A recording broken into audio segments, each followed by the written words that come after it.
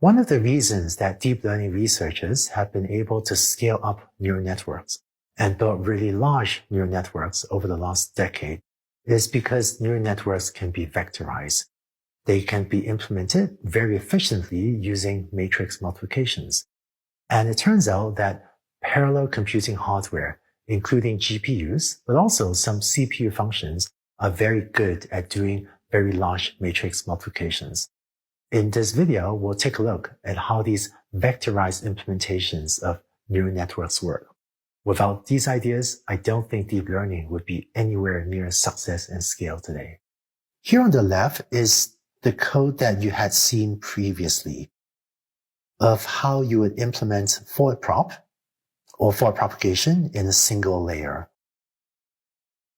X here is the input, W, the weights of the first, second, and third neurons, say, parameters B, and then this is the same code as what you saw before. And this will output 3 numbers, say, like that. And if you actually implement this computation, you get 101. It turns out you can develop a vectorized implementation of this function as follows.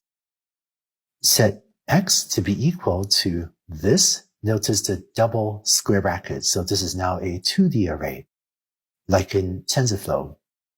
W is the same as before, and B, I'm now using capital B, is also a 1 by 3 2D array.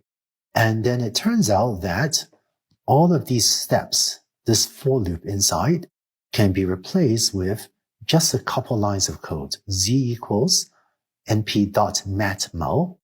Matmul is how NumPy carries out matrix multiplication, where now X and W are both matrices, and so you just multiply them together. And it turns out that this for loop, all of these lines of code, can be replaced with just a couple lines of code, which gives a vectorized implementation of this function.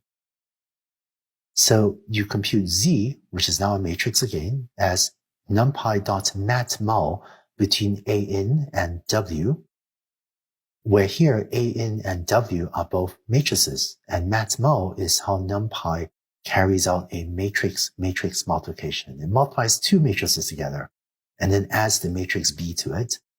And then A here, or A out, is equal to the activation function G, that is a sigmoid function, applied element-wise to this matrix Z, and then you finally return A out. So this is what the code looks like. Notice that in the vectorized implementation, all of these quantities, X, which is fed into the value of AN, as well as W, B, as well as Z, and A out, all of these are now 2D arrays. All of these are matrices.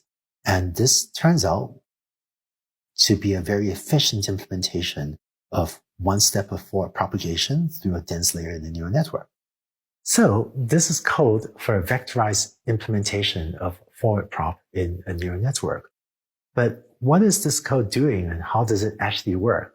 And what is this matmul actually doing? In the next 2 videos, both also optional, we'll go over matrix multiplication and how that works. If you're familiar with linear algebra, if you're familiar with vectors, matrices, transposes, and matrix multiplications, you can safely just quickly skim over these 2 videos and jump to the last video of this week. And then in the last video of this week, also optional, we'll dive into more detail to explain how matmul gives you this vectorized implementation. And so with that, let's go on to the next video where we'll take a look at what matrix multiplication is.